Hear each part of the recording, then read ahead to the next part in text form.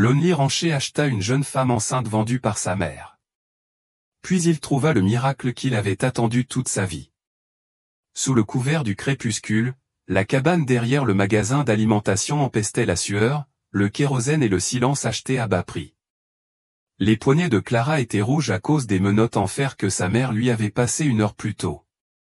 Son ventre gonflé se soulevait tandis qu'elle était assise par terre, refusant de regarder qui que ce soit dans les yeux. 8 mois se sont écoulés, et on n'aurait jamais cru qu'elle avait besoin d'un médecin. La voix d'Elias résonna dans la pièce, basse et rauque. Ni en colère, ni gentille, juste fatiguée. Elle a besoin d'un mari, pas d'un satané tibia, cracha la vieille femme, ses lèvres gercées se retroussant tandis qu'elle se déplaçait d'une botte boueuse à l'autre. Un homme comme toi devrait savoir faire la différence. Je n'ai pas besoin d'une femme, dit Elias, les yeux non pas fixés sur Clara, mais quelque part derrière elle, comme s'il voyait des fantômes dans le bois des murs. J'ai besoin de calme. L'échange s'effectua sans autre bruit. 2 pièces d'argent, terne et vieille, une cruche de whisky et un billet à ordre pour la moitié d'un bœuf abattu à l'automne. La mère détacha les menottes comme si elle dénouait un sac de pommes de terre et poussa Clara vers la porte. Ne lui cause pas d'ennui, murmura-t-elle. Il a payé plus cher que tu ne vaux. Elias ne la toucha pas. Il se contenta d'un signe de tête en direction du cheval qui l'attendait, la crinière luisante de sueur. Clara grimpa lentement, les yeux brûlants, la gorge irritée à force de ne pas pleurer. Le trajet jusqu'à sa propriété se fit en silence, à l'exception du vent.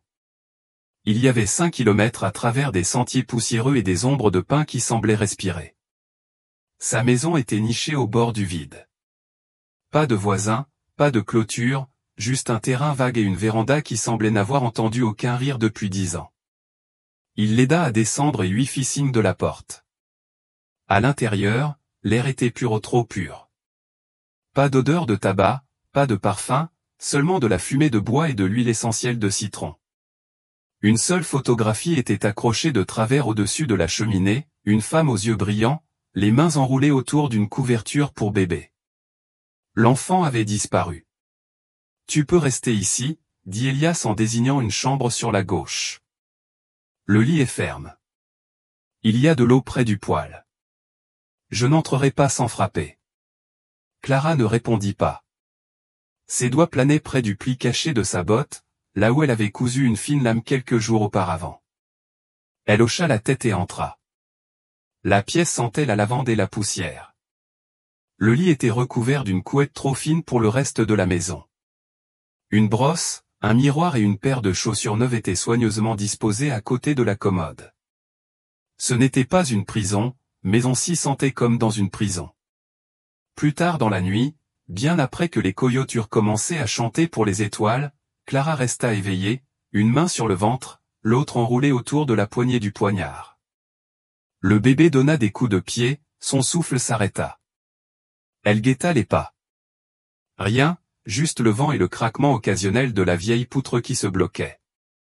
Vers minuit, elle se glissa hors de la couette, prenant soin de ne pas faire gémir les planches. Le couteau était petit mais tranchant. Elle le fit glisser et se glissa pieds nus vers le salon. Pas de lumière, pas de bruit. Son cœur battait à tout rompre. Elle se dirigea vers le porche. La pluie s'était mise à tomber fine, froide, murmurante. Elle le vit alors, non pas au lit, ne la regardant pas, mais agenouillé sur les planches de bois, une lampe à huile grésillant à côté de lui. Elias enfilait du cuir neuf dans une selle déchirée. Ses sourcils étaient froncés de concentration, ses mains fermes. La pluie trempait sa chemise, dégoulinait de ses cheveux. Il ne la remarqua pas. Il parlait doucement, sans s'adresser à personne. Elle disait toujours que cet endroit avait besoin d'être réparé. Elle pensait à bien plus que la clôture. Clara resta figée, le couteau suspendu à ses côtés, inutile. Il leva les yeux, la voyant enfin, et dit qu'il n'arrivait pas à dormir. Elle secoua la tête. Il hocha la tête, puis retourna en selle, piquant dans le silence. De retour dans sa chambre, Clara cacha le couteau sous l'oreiller, non pas par confiance, pas encore, mais par quelque chose de plus complexe, quelque chose qui faisait moins mal que la peur. Le matin, il laissa du pain et de la confiture de mûre sur la table. Pas de mots, pas de questions, juste du pain et un silence léger, pour une fois, juste immobile. Le soleil matinal perçait les rideaux de dentelle de la chambre qu'Elias lui avait offerte, projetant de douces ombres dorées sur la courte pointe cousue main. Clara se redressa, le parfum de lavande séchée persistant dans les coins, mêlé à quelque chose d'ancien, le cèdre, de légers pétales de rose et le temps. La pièce n'avait pas changé depuis des années. Un cercle de broderie inachevé était posé sur le rebord de la fenêtre, le fil traînant comme une promesse oubliée. À côté, un livre de psaumes usé par l'usage. Au centre du mur du fond, un portrait était accroché, légèrement incliné. Une femme pas plus âgée que Clara, les cheveux noirs soigneusement coiffés et le regard posé ni souriant, ni triste, juste dans l'attente. Elias n'entrait jamais dans la chambre. Chaque matin, elle se réveillait avec du pain de maïs chaud déposé devant sa porte, une bouilloire déjà grésillante sur le feu.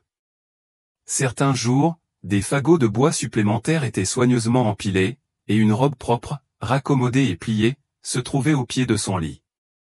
Il parlait peu, se contentant d'acquiescer à son passage. La nuit, la maison était silencieuse, le seul bruit étant le tic-tac de l'horloge et le léger crépitement du bois se transformant en cendres. Clara avait vécu dans des maisons où les cris emplissaient les murs, où la faim régnait sur le sol, où le silence était dur et violent. Mais ce silence-là était différent. Il ne la regardait pas avec suspicion. Il la laissait respirer. Un après-midi, alors que le vent tournait et que les nuages s'amassaient au-dessus de la vallée, un coup sec surprit Clara alors qu'elle épluchait des carottes près de la fenêtre ouverte. Elias ouvrit la porte avant qu'elle puisse réagir. Une femme coiffée d'un bonnet noir se tenait dehors. La boue avait collé ses bottes, sa mâchoire était figée comme la pierre. « Martha, dit Elias d'une voix égale. « Je suis venu pour les œufs, rétorqua la femme, son regard glissant vers Clara. « Et pour voir cette fille que tu as amenée. » Clara recula instinctivement, la rondeur de son ventre étant reconnaissable même sous le châle. « Eh bien, siffla Martha, les mains sur les hanches, n'est-elle pas mûre? À peine adulte elle aussi est déjà gonflée comme une citrouille d'automne. Qu'est-ce qui ne va pas, Elias? La ville est trop calme sans scandale? » Elias ne bougea pas. « C'est ta nouvelle chouchoute, cracha Martha. Ça n'a pas pris longtemps, hein? Après avoir enterré ta femme, tu ramènes une petite nana aux pieds nus. Tu les as toujours aimés jeunes. » Clara se figea. Le couteau dans sa main tremblait légèrement, mais Elias fixait simplement la femme, la mâchoire serrée. « Tu veux des œufs, dit-il. Prends-les. » Il se retourna, entra dans la cuisine et revint avec un petit panier. Il le lui tendit sans un mot. Martha l'arracha, les yeux brûlant toujours Clara. « Elle ne durera pas, tu sais. Les ordures ne durent jamais. » Pourtant, Elias ne dit rien. Il recula, posa doucement une main sur la porte et la referma au pas claqué, juste fermée. Le clic résonna dans le silence qui suivit. Clara resta longtemps debout après le départ de Martha. Ses doigts reposaient sur son ventre, l'enfant remuant à l'intérieur. Elle attendit qu'Elias s'explique, s'excuse, lui dise qu'elle n'était pas ce que cette femme avait dit. Mais il ne le fit pas. Il retourna sur le porche, s'assit sur le vieux fauteuil à bascule et commença à tailler un morceau de cèdre sans lever les yeux. Il ne l'avait pas défendu. Il n'avait pas nié. Il avait simplement fermé la porte. Cette nuit-là, Clara était assise au bord du lit, brossant ses cheveux devant le miroir. Derrière elle, le portrait de l'autre femme, l'épouse, observait, immobile. Clara lui murmurait des choses presque involontairement. Il a plus peur de leurs paroles que des miennes. Et elle réalisa alors qu'il ne l'avait pas acheté pour la sauver. Il l'avait acheté parce qu'il avait cessé de croire en sa propre valeur, parce que les fantômes étaient plus faciles à gérer que les humains, parce que le silence ne pouvait l'accuser de rien. Mais elle n'était pas un fantôme. Elle était toujours en vie, et son enfant le serait aussi. Le vent hurlait comme quelque chose de sauvage cette nuit-là, faisant trembler les volets et rampant à travers les lames du plancher comme des doigts froids en quête de chaleur. Clara était allongée dans son lit, les yeux ouverts, les muscles tendus. Chaque craquement de la maison alimentait son malaise. Elle avait compté les jours, presque 2 semaines depuis que sa mère l'avait vendue comme du bétail. Elias ne l'avait pas touchée, n'avait même pas parlé plus que nécessaire, mais le silence n'était plus réconfortant. C'était comme attendre qu'une corde se tende. Elle se leva sans allumer la lampe, s'habillant tranquillement du long manteau qu'Elias avait laissé accroché à la patère. La lame cachée dans sa botte était pressée contre sa cheville, un sombre rappel que la liberté avait toujours un prix. Elle enfila des chaussettes épaisses, enroula fermement son châle et sortit par la porte arrière. Le froid la frappa comme une gifle. La neige avait commencé à tomber, légère mais rapide, s'accumulant sur le chemin de pierre fissuré. Elle continua à avancer à travers le vent, les dents serrées contre la morsure aiguë de l'air, ses bottes craquant doucement. Elle ne savait pas où elle allait, seulement qu'il fallait qu'elle aille loin. Loin de la maison avec l'homme silencieux, loin des murmures, loin du fantôme d'une femme dans chaque menace de cette chambre. Mais une douleur soudaine dans son flanc l'arrêta à mi-chemin. Elle haleta, s'agrippant à la balustrade pour garder l'équilibre. Une autre secousse, plus faible cette fois, et plus forte. Elle se plia en deux, la neige lui piquant les genoux en tombant. Sa respiration était saccadée, brouillée par l'obscurité. « Non », murmura-t-elle en appuyant sa paume sur la courbe tendue de son ventre. « Pas maintenant, s'il te plaît. Pas maintenant. » Un bruit, des pas lourds et rapides. Puis la voix d'Elias, rauque d'urgence. « Clara. » Elle ne répondit pas. Elle ne pouvait pas. La douleur est revenue à la normale. Puis ses mains se posèrent sous elle, la soulevant avec aisance, son corps pressé contre la laine trempée de son manteau. Il la ramena dans la maison sans un mot, directement devant le feu, dans la chaleur du lit matelassé. Il s'agenouilla à côté d'elle, le visage rouge de froid, et posa une main calleuse sur son ventre. Sa voix, quand elle arrivait, était basse et tendue. « Ne laissez pas votre enfant mourir à cause de ce que les gens disent. » Ces paroles la frappèrent comme le tonnerre dans un ciel calme. Elle le fixa du regard, incapable de détourner le regard. À ce moment-là, il n'était pas l'homme silencieux qui évitait les questions. Il était quelqu'un d'autre, quelqu'un qui savait ce que signifie perdre. Plus tard, lorsque la douleur s'est atténuée et que sa respiration est revenue à la normale, Clara a parlé pour la première fois de son passé. « Elle voulait que je serve à boire, dit-elle, les yeux rivés sur les flammes dansantes de l'âtre, que je serve du whisky, que je m'assoie sur ses genoux et que je souris comme si de rien n'était. Les mineurs payaient mieux si la fille était jolie. » Elle s'arrêta, ses doigts agrippant le bord de la courte pointe. J'ai dit, non, une fois, juste une fois. Elle m'a enfermé dans la chèvrerie pendant 2 nuits. Après ça, j'ai arrêté de dire non. Elias n'a rien dit. Il fixait simplement le feu, les épaules tendues. J'ai couru, continua Clara. J'ai trouvé un travail de femme de ménage dans une pension de famille à Dry Creek. C'est là que je l'ai rencontré, le père. Il était gentil jusqu'à ce qu'il ne le soit plus. Elle regarda Elias. Je ne sais même pas s'il le sait. Je ne sais pas si je le veux. Elias hocha lentement la tête. Puis il se leva, mit une nouvelle bûche dans le feu et la laissa dormir. Mais le sommeil ne venait pas facilement. Clara sombrait dans des rêves mitigés, la voix de sa mère, l'odeur du whisky, le poids du souffle d'un homme sur sa peau. Peu après minuit, elle se réveilla en sursaut. Un bruit faible, déchirant, des pleurs retentit. Elle se redressa, le souffle coupé. Le bébé? Non, il venait de l'extérieur de sa chambre.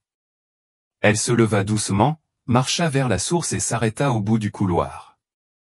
Par la porte ouverte, elle aperçut Elias assis près de la fenêtre, le clair de lune dessinant des lignes argentées sur son visage. Sur ses genoux reposait une petite robe rose, cousue main, aussi délicate qu'un soupir. Il la tenait comme on tient un souvenir qu'on a peur de briser. Elle y est parvenue après le troisième, dit doucement Elias sans se retourner. Il croyait toujours que ce serait différent la prochaine fois. Clara s'approcha, sa voix à peine plus forte qu'un murmure. Le troisième? Quoi? La troisième perte, dit-il. Elle en a perdu 7. Je les ai tous enterrés derrière la crête. Garçon, fille, on ne les a jamais nommés. Il a tracé l'ourlet de la robe d'un doigt. J'ai enterré celui-ci après le 7e. Je ne pouvais plus le regarder. Clara resta silencieuse, l'air chargé d'une tristesse qui s'étendait au-delà des années, au-delà des mots. Et à cet instant, elle comprit.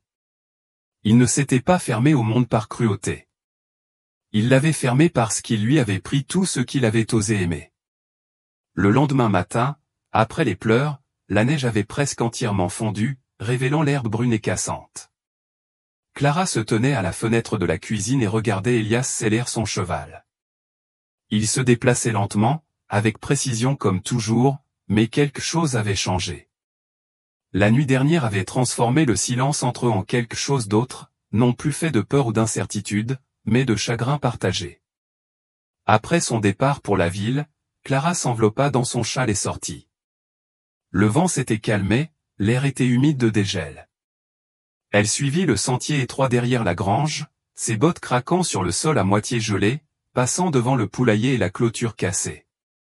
Les empreintes la conduisirent plus loin qu'elle n'avait jamais osé aller. À travers un bosquet de pins clairsemés, sur une pente douce, où les arbres se raréfiaient et le ciel s'élargissait. Au sommet de la crête, elle les vit. Sept marqueurs usés et irréguliers, alignés comme des prières oubliées. Pas de nom, juste des numéros grossièrement gravés à la lame dans le bois patiné. Clara avait le souffle coupé. Elle s'agenouilla devant le dernier, le 7e. La terre était plus récente que les autres. L'herbe peinait à pousser. Une fleur sauvage, rabougrie et courbée par le froid, s'appuyait contre le marqueur, comme si c'était le matin. Elle tendit la main, les doigts tremblants, et la posa sur le bois, tiède, incroyablement tiède. Et juste comme ça, les larmes sont venues, non pas à cause de la peur, de la honte ou de la solitude, mais à cause du poids de tout cela, du silence qu'elle avait pris pour une menace, du chagrin qu'elle avait pris pour de la cruauté. Elias n'était pas l'homme dont le village chuchotait dans l'ombre. C'était un homme qui avait enterré 7 fragments d'espoir. Elle pleurait pour eux, pour lui, pour elle-même. Elle ne l'entendit pas approcher, mais lorsqu'elle se retourna, il était là, debout à l'orée du bosquet, chapeau à la main, le regard indéchiffrable. Il ne parlait pas, ne bougeait pas, il la regardait simplement comme quelqu'un regarde le feu, sachant qu'il peut réchauffer ou détruire. « Je croyais que tu l'avais tué », murmura Clara d'une voix pâteuse. « Je croyais, dirent-ils. »« Je sais ce qu'ils disent, » répondit doucement Elias, « et je les laisse faire. »« Pourquoi ? » ?»« Parce que discuter prend plus de temps que se taire. » Son regard se posa sur les marqueurs, puis revint sur elle. Chacune nous en prenait un peu plus, à elle et à moi. Au 7e, il ne restait plus rien. Clara se leva lentement, sa main effleurant le bord de la croix en bois. Elle a essayé de planter des rosiers ici, dit-il. Ça n'a pas poussé. Le sol est trop mince. Le vent emporte les pétales. Peut-être ce printemps, dit Clara. On réessaie. Pour la première fois, son visage s'est à peine modifié, une lueur presque incrédule. Puis il a hoché la tête, comme un homme hoche la tête lorsqu'il entend quelque chose qu'il n'avait pas conscience d'avoir besoin d'entendre. Ils restèrent là un moment encore, sous le ciel qui promettait plus de froid avant la chaleur. La crête semblait sacrée, non pas à la manière des églises, mais à la manière de la douleur dont on se souvient et qu'on honore. Puis, sans un mot, ils redescendirent ensemble, d'un pas lent, régulier et côte à côte. Les jours s'allongeaient et la neige commençait à retirer ses doigts glacés du sol. Des pousses d'un vert tenace perçaient le sol gelé. Le ciel n'était plus d'un gris uniforme, mais teinté du bleu pâle d'un printemps qui approchait. Quelque chose bougea aussi dans la maison. Pas bruyamment, mais doucement, silencieusement. Clara n'attendit plus le départ d'Elias pour sortir. Elle le rejoignit, enfilant des gants, tenant des clous pendant qu'il réparait la clôture sud, lui tendant des planches pendant qu'il réparait le toit du hangar à bois. Elle boitait un peu maintenant, le poids de son ventre devenait plus prononcé chaque semaine, mais elle bougeait avec détermination. À midi, elle cuisinait du maïs, des haricots mijotés, le lapin qu'Elias avait attrapé le matin. Parfois, il parlait, la plupart du temps, il écoutait, et chaque soir, tandis que le feu crépitait et que le ciel virait de l'or au bleu marine, Clara lisait à voix haute la Bible usée qui trônait dans le buffet de la cuisine, ses pages adoucies par les années. Elle lisait lentement, s'arrêtant pour poser des questions, pour s'interroger à haute voix sur certains passages. Que signifie l'expression « la tristesse peut durer une nuit, mais la joie vient le matin » ? Elias, sculptant une cuillère en noyer dans le fauteuil à bascule, répondit sans lever les yeux, cela signifie que parfois, il faut perdre quelque chose pour comprendre ce qui vaut la peine d'être trouvé. Un après-midi, Clara se tenait près du porche où Elias s'occupait d'une rangée de piquets de bois tordus qui longeaient la clôture. Elle remarqua que le sol était noirci, devenu frais. À côté de chaque piquet se trouvait un bulbe à moitié enterré. « Tu replantes des rosiers » dit-elle en s'approchant. Il leva les yeux et s'essuya les mains avec un chiffon. « Ils ne prendront pas, ils ne l'ont jamais fait. » Clara s'accroupit lentement à côté de l'un d'eux, les mains légèrement appuyées sur la terre. « Alors pourquoi continuer à essayer ?» Elias haussa les épaules. « Parce qu'elle le croyait, dit-il. Même le sol le plus dur cède avec la patience. Et toi ? » Il hésita, puis la regarda attentivement. « Je n'y croyais pas, mais j'ai continué à planter parce que quand elle les voyait, même celles qui ne fleurissaient pas, elle souriait comme elle. » Clara ravala la boule qui lui nouait la gorge. Elle attrapa un des tuteurs et retourna doucement la terre, récupérant délicatement le bulbe. Je crois qu'elle avait raison. Plus tard dans la nuit, alors que le vent soufflait contre les fenêtres et que la chaleur du poêle enveloppait la pièce comme une couverture, Clara était assise à table, une main sur son ventre. Le bébé donnait des coups de pied sous sa paume, rythmés et forts. « Si c'est une fille, dit-elle doucement, je l'appellerai Rose. » Elias leva les yeux de son travail de taille. Son regard croisa le sien, calme et posé. « Elle sera têtue, » ajouta Clara. « Elle grandira là où personne ne la croit capable, même si cela prend du temps. » Elias mit la sculpture de côté et hocha la tête, pas rapidement, mais avec poids. « C'est un bon nom, dit-il, et un meilleur espoir. » Le silence entre cette nuit-là n'était plus un mur, mais quelque chose de partagé, comme un champ attendant que les graines fleurissent, comme l'espace entre le battement du cœur et le souffle. Pour la première fois depuis des semaines, Clara ne rêvait pas de la ville minière, ni des poings de sa mère, ni de l'odeur du whisky sur le manteau d'un inconnu. Elle rêvait de la lumière du soleil à travers les pétales de rose, de petites mains tirant sur sa tresse, d'Elias souriant non seulement avec sa bouche mais avec tout son visage tandis qu'une fille aux joues striées de terre chassait des poulets à travers des fleurs sauvages. Et dans le rêve, les roses ont fleuri, pas parfaitement, pas tout en même temps, mais suffisamment. Le vent cette nuit-là était différent, chaud, sec, chargé d'un calme qui faisait même taire les coyotes. Le ciel au-dessus de la crête avait pris une teinte violette meurtrie et le tonnerre grondait bas comme un tambour d'avertissement venant des cieux. Elias se tenait sur le porche, regardant les montagnes au loin.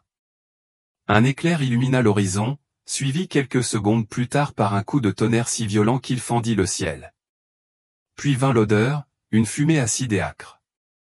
Clara était en train de mettre les plats sur la table lorsqu'un premier nuage de brume traversa la fenêtre ouverte. Elle s'arrêta, les narines dilatées. Le bébé bougeait sans cesse à l'intérieur d'elle, comme s'il sentait que quelque chose n'allait pas. Elias fit irruption. « Il y a un incendie, » dit-il rapidement, en attrapant déjà ses couvertures. Près de Brier Ridge, les vents l'amènent dans cette direction. Clara se dirigea vers la porte, regardant vers la lisière des arbres. Des flammes vacillaient sur la pente lointaine, telles des étoiles furieuses tombant sur terre. « Il faut qu'on bouge, » dit Elias en plongeant des chiffons dans un seau d'eau. La vieille cabane de pierre, sentier nord. C'est sûr. Clara hocha la tête, le cœur battant la chamade. Mais alors qu'elle se retournait pour attraper son manteau, une douleur aiguë lui transperça la colonne vertébrale, la forçant à se plier en deux.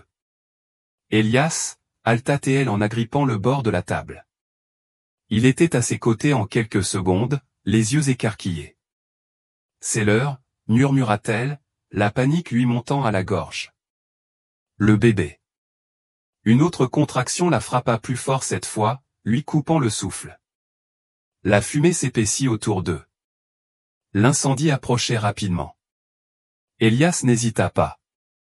Il trempa 2 couvertures dans le seau, en enroula une autour de ses épaules et l'autre autour de lui. Puis, avec ses bras puissants, il la souleva comme si elle ne pesait rien, berçant son ventre contre sa poitrine. « Attends » dit-il en ouvrant la porte d'un coup de pied. Dehors, le monde était devenu orange. Des cendres flottaient dans l'air comme de la neige, et le vent hurlait à travers le champ, charriant des étincelles avec lui. Le sentier menant à la cabane en pierre serpentait à travers un ravin étroit, à moitié obstrué par des broussailles sèches, et les flammes étaient affamées. Mais Élias connaissait le chemin. Il avançait vite, respirant par à-coups, ses bottes résonnant sur la terre sèche. Clara poussa un cri tandis qu'une nouvelle contraction la secouait. « Je ne peux pas » halta-t-elle. « Je ne peux pas faire ça. »« Oui, tu peux » grinça Élias. « Respire, accroche-toi à moi. » Le feu était désormais derrière eux, mais pas loin. Les arbres crépitaient et s'enflammaient le long de la crête. La fumée se déversait sur le sentier comme une marée noire. Clara enfouit son visage contre sa poitrine, essayant de bloquer la chaleur, la peur, la douleur. Chaque pas la secouait. Chaque souffle avait un goût de cendre. Puis, juste au moment où sa vision commençait à s'estomper, ils l'atteignirent. La vieille cabane en pierre creusée à flanc de colline, mi-cave rudimentaire, mi-souvenir. C'était aussi un lieu de naissance, il y a longtemps, lorsque l'espoir y vivait. Élias ouvrit la porte d'un coup de pied, la porta à l'intérieur et la déposa sur le sol jonché de paille. Les murs étaient frais, épais, épargnés par le feu. Il travailla rapidement, l'allongeant sur les couvertures, allant chercher de l'eau dans le tonneau stocké à l'intérieur, allumant une petite lampe à huile. Dehors, le feu rugissait, mais la pierre étouffait le bruit en un tonnerre lointain. Clara hurla lorsqu'une autre vague la frappa. Son corps céda. Elle serra la main d'Élias, ses ongles s'enfonçant profondément. « J'ai peur » murmura-t-elle. « Moi aussi » dit-il en s'agenouillant à côté d'elle. « Mais tu n'es pas seule. » Les heures passèrent, ou peut-être seulement les minutes. Difficile à dire. La douleur se transformait en douleur. Élias s'essuya le front, murmura des encouragements, lui tenait la main à chaque gémissement et à chaque cri. Il avait déjà vu la mort survenir par l'accouchement cette fois, mais cette fois, il la combattait. Il la combattait pour elle. Enfin, un silence. Puis un dernier cri, aigu, rauque et indéniable. Et puis, par-dessus le bruit du vent et du craquement des broussailles, un autre cri retentit. Aigu, nouveau, vivant. Le cri d'un bébé emplit la cabane. Clara halta, le corps tremblant.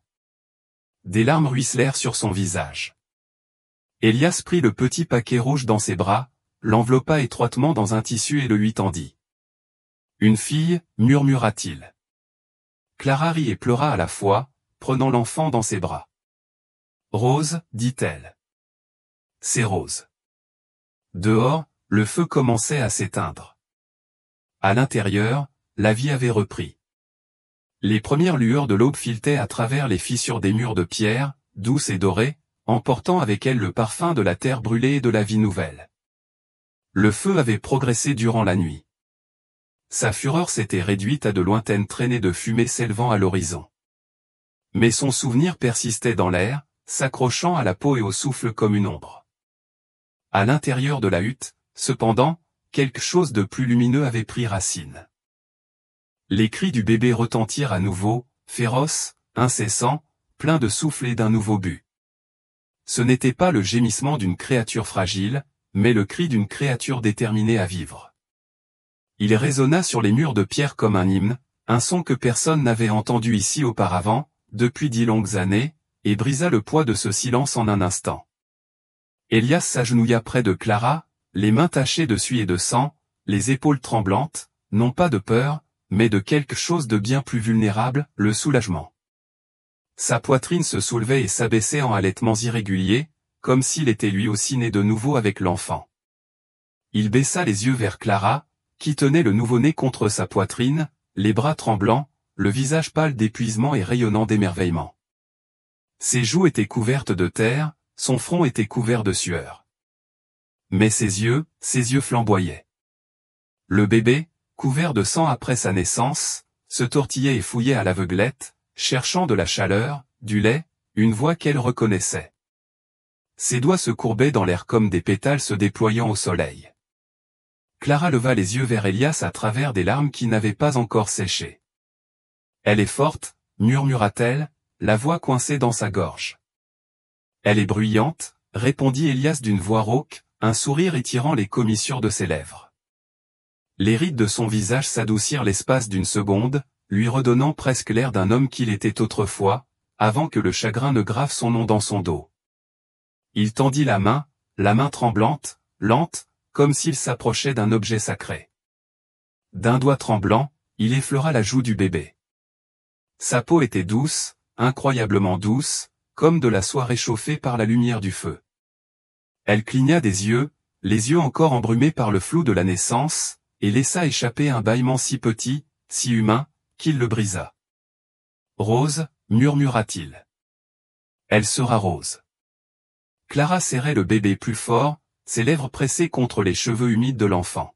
« Tu lui as donné ce nom. »« Non, » répondit doucement Elias. « Tu l'as fait. »« J'y crois, c'est tout. » Il se déplaça, son corps affaissé sous le poids de ce qui venait de se passer, et s'appuya lourdement contre le mur de pierre. La fumée avait recommencé à s'infiltrer par les fissures, fines, pâles, presque oubliées, mais elle y persistait. Le visage d'Elias, strié de suie, devint gris. Ses lèvres étaient gercées. Son regard s'éteignit. Le sourire de Clara s'effaça. « Elias, dit-elle, mais il ne répondit pas. « Elias, répéta-t-elle, plus fort cette fois, l'urgence lui montant dans la colonne vertébrale. Le bébé gémit contre sa poitrine, sentant le changement. Toujours rien. Elle tendit la main tremblante vers lui, ses doigts se refermant sur son avant-bras. Il était mou, trop mou. Il s'affaissa sur le côté, s'écroulant au sol comme une marionnette dont les fils auraient été coupés. « Non, non, Elias !» cria-t-elle en plaçant Rose dans le creux de son bras et en se traînant vers lui. Ses genoux raclaient la pierre, son cœur battait si fort qu'il couvrait ses pensées. « Regarde-moi. Reste avec moi. Tu m'entends ?» Il ne bougea pas. Elle pressa son oreille contre sa poitrine, le souffle coupé. Là, un bruit, faible, superficiel, mais là.